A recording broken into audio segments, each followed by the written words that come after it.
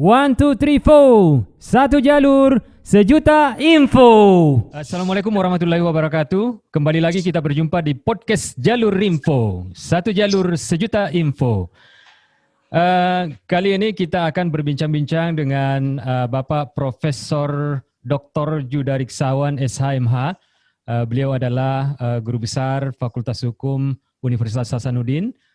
Selain sebagai Guru Besar Universitas Hasanuddin, beliau juga pernah menjabat sebagai anggota KPI Pusat periode 2010-2013, kemudian menjadi Ketua KPI Pusat pada periode 2013-2016. Tamu kita kali ini adalah Bapak Profesor Judariksawan SHMH. Assalamualaikum, bagaimana kabar Prof? Waalaikumsalam warahmatullahi wabarakatuh. Sehat, alhamdulillah. Gimana kabar ini dengan Mas siapa? Dengan Safar Hamid, Prof. Pak Safar Hamid. Baik, sehat Ya. Pak Safar ya? Baik, sehat Prof. Alhamdulillah. Alhamdulillah, ya. Ya, Prof. Baru-baru ini Bapak Presiden Jokowi memberikan pernyataan bahwa beliau mengharapkan masyarakat untuk lebih aktif untuk mengkritik pemerintah. Tapi di lain sisi masyarakat kita dihadapkan pada undang-undang ITE. Di mana beberapa pihak menuding bahwa pasal-pasal karet atau multitafsir di Undang ITE kadang-kadang menjadi biang pemicu untuk mengkriminalisasi pihak-pihak yang dianggap kritis terhadap pemerintah. Berdasarkan data yang dilansir oleh salah satu media online bahwa pada tahun 2020 setidaknya ada paling sedikit 100 orang yang dilaporkan terkait dengan pelanggaran Undang-Undang ITE. Baru-baru ini juga Pak JK merespon permintaan dari Pak Jokowi terkait dengan supaya masyarakat lebih aktif mengkritik. Pak JK mengatakan bahwa persoalannya adalah bagaimana masyarakat memberikan kritik kepada pemerintah tanpa dipanggil polisi. Bagaimana Prof melihat fenomena ini? Ya, ini pertanyaannya beruntun ini. Kita mulai pelan-pelan ya. Yeah. Pelan-pelan dulu dengan kita akan memulai dengan mencoba mencermati mengapa sampai Bapak Presiden menyampaikan pernyataan demikian. Ya, suatu hal yang mungkin diperoleh informasi oleh Presiden dari baik jajaran kementerian ataupun staf atau mungkin laporan yang diterima oleh beliau menunjukkan bahwa di dalam masyarakat ada semacam kegundahan ketika mereka mencoba untuk menyampaikan aspirasi terkait dengan proses pemerintahan, proses berkehidupan berkenegaraan dan sebagainya, yang kemudian dikaitkan lagi dengan tadi Anda menyebutkan tadi bahwa ada banyak sekali kasus-kasus yang terjadi yang tenggarai dengan menggunakan Undang-Undang Informasi dan Transaksi Elektronik sebagai alat untuk menyelesaikan suatu persoalan hukum atau peristiwa hukum. Nah, mungkin atau buat saya apa yang disampaikan oleh Presiden itu sesungguhnya adalah satu respon yang positif ya seharusnya, karena selain meminta untuk dikritik kan kemudian Presiden juga mengisyaratkan kemungkinan dibukanya proses untuk revisi Undang-Undang ITE. Ini kan adalah satu proses atau menurut saya adalah satu respon yang positif dari seorang kepala negara mencermati kegundahan atau mungkin banyaknya informasi yang diterima oleh Bapak Presiden sejauh ini terkait dengan bagaimana jalannya pemerintahan dan kemudian bagaimana pemberlakuan Undang-Undang ITE, gitu ya. Sehingga saya pada posisi untuk menyatakan, mari kita mengambil sikap atau pandangan positif untuk merespon ini dengan secara positif juga. Artinya bahwa ini adalah peluang. Ya, saya kira Bapak Presiden kan tidak mungkin akan menyampaikan demikian kalau laporannya tidak tidak banyak hal-hal yang kemudian mencerminkan kegundahan tadi. Nah, dengan kata lain saya mengatakan bahwa kalau memang kita gundah dengan Undang-Undang ITE dan atau misalnya ada banyak kasus-kasus yang diselesaikan dengan cara menggunakan Undang-Undang ITE, maka ini adalah kesempatan, ya kan? Positifnya kita adalah bahwa ini adalah kesempatan yang telah dibuka oleh kepala negara untuk mendudukan posisi Undang-Undang ITE sebagaimana kegundahan masyarakat selama ini. Nah, gitu ya. Itu dulu yang pertama saya ingin respon terkait dengan bagaimana kritikan ataupun bagaimana peluang adanya revisi Undang-Undang ITE. Nah, baru kemudian kalau misalnya pertanyaannya kita lanjutkan, dan ini sekira ada polemiknya ya, bahwa polemiknya adalah kalau kemudian Bapak Presiden meminta untuk dikritik, maka tentu ada pernyataan. Kalau kita mengkritik, apakah ada jaminan bahwa tidak akan dikriminalisasi atau dalam hal kita kemudian diseret-seret dengan menggunakan Undang-Undang ITE. Nah, dalam konteks ini saya sebagai pemerhati media harus mengatakan begini. Undang-Undang ITE itu sesungguhnya bisa didekati dengan cara positif atau kita bisa menggunakannya secara positif bila mana kita menggunakan media itu secara bijaksana. Gitu ya. Maksud saya begini.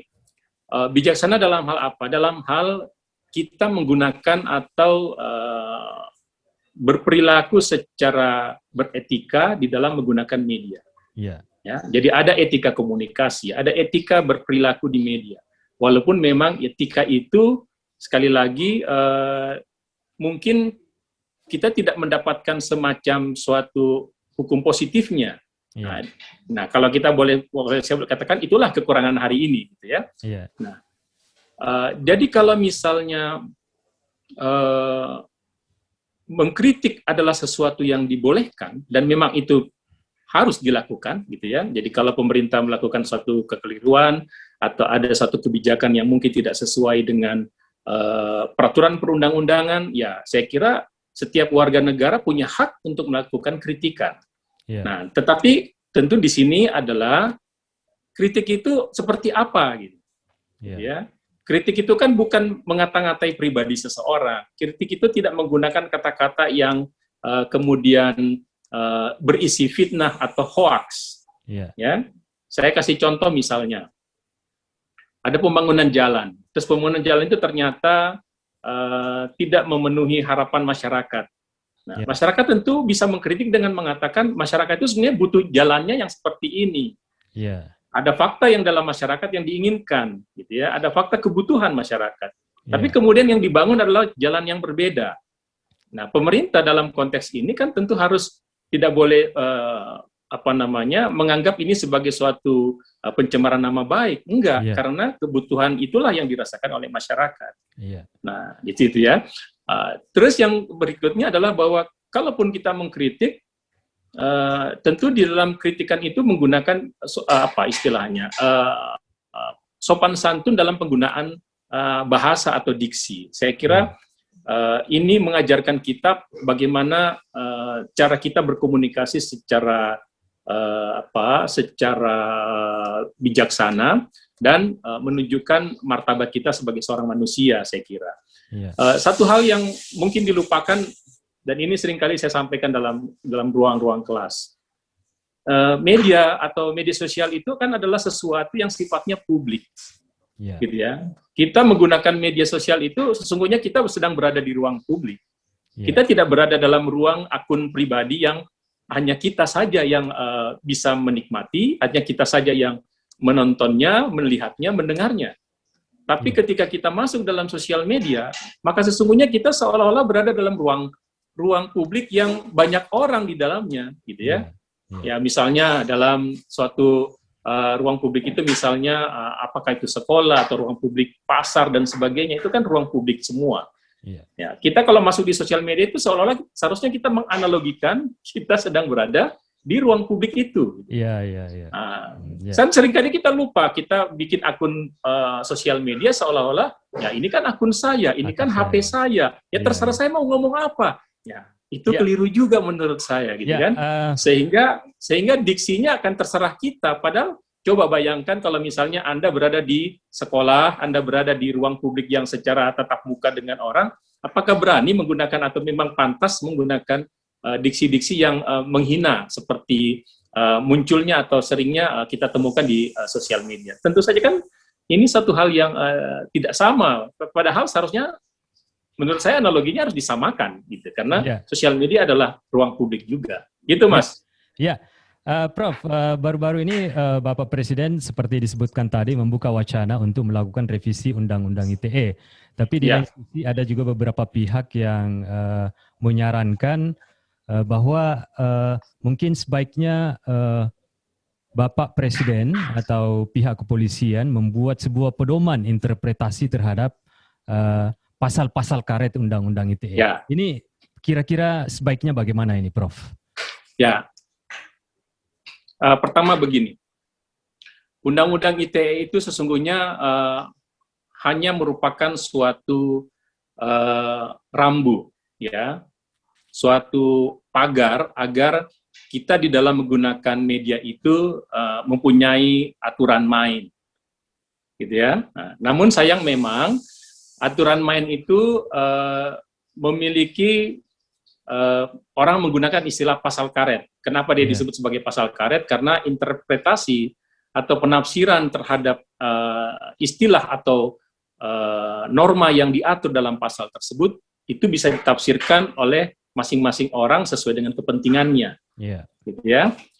Contoh misalnya, apa sih yang dimaksud dengan penghinaan atau pencemaran nama baik?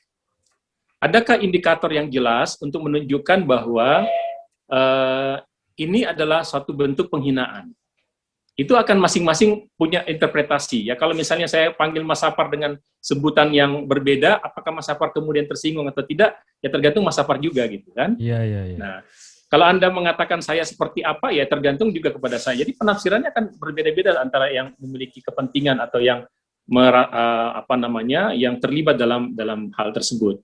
Nah, inilah yang mungkin disarankan oleh mereka yang menyatakan bahwa sesungguhnya Undang-Undang ITE itu sudah cukup, yang kurang adalah interpretasi yang dibutuhkan dengan kriteria-kriteria yang jelas. Nah, saya termasuk juga yang mendukung itu, bahwa perlu ada kejelasan kriteria terhadap norma yang diatur dalam Undang-Undang ITE. Kriteria ini yang bisa menjadi panduan atau guidance, atau tadi bahasanya pedoman, bagi siapapun.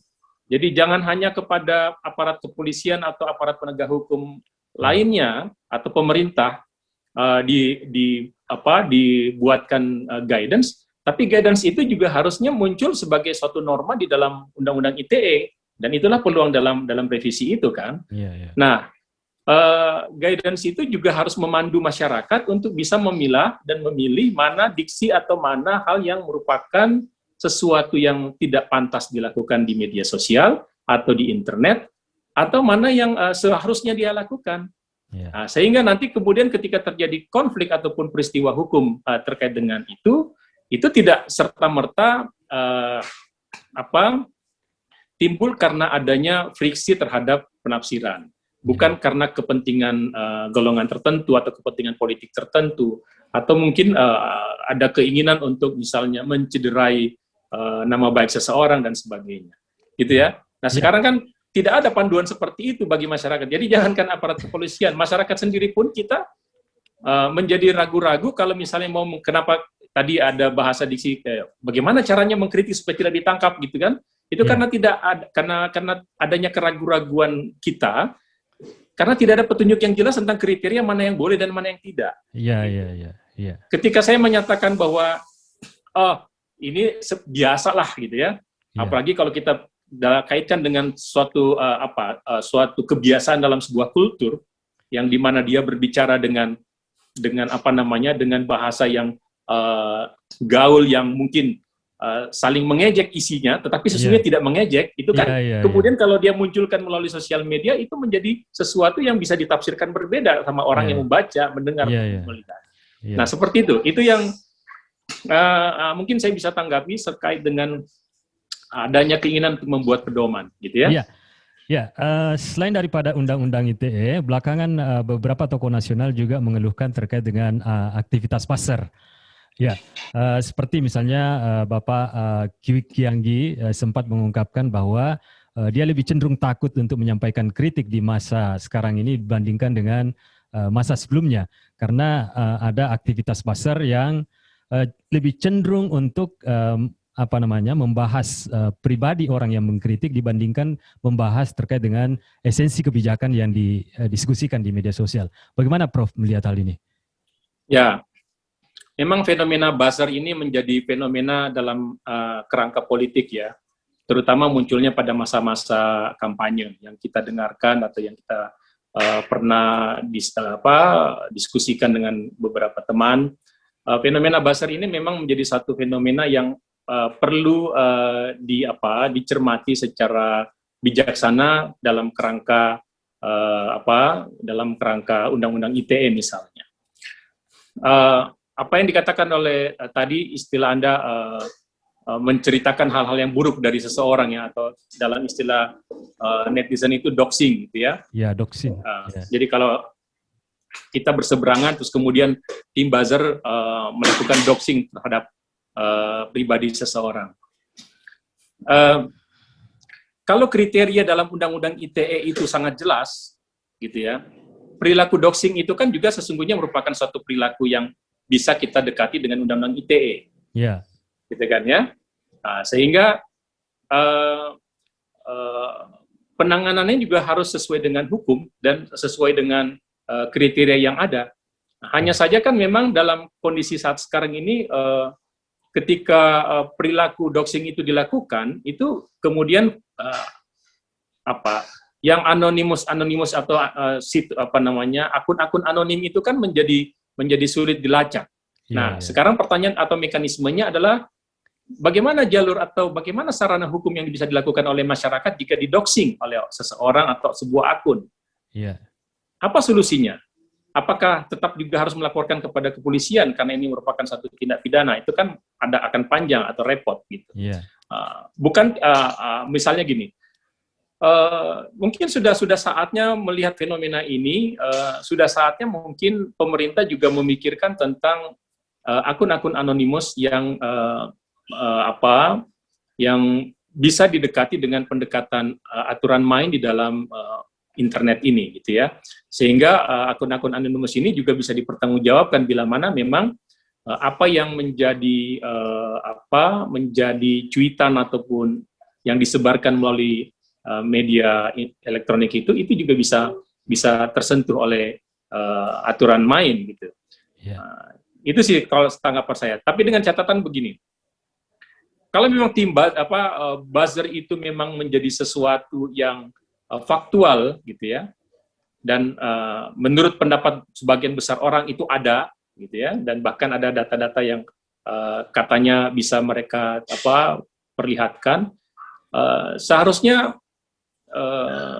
semua pihak juga harus bisa mencegah adanya tim buzzer yang memang bertujuan buruk terhadap pribadi seseorang.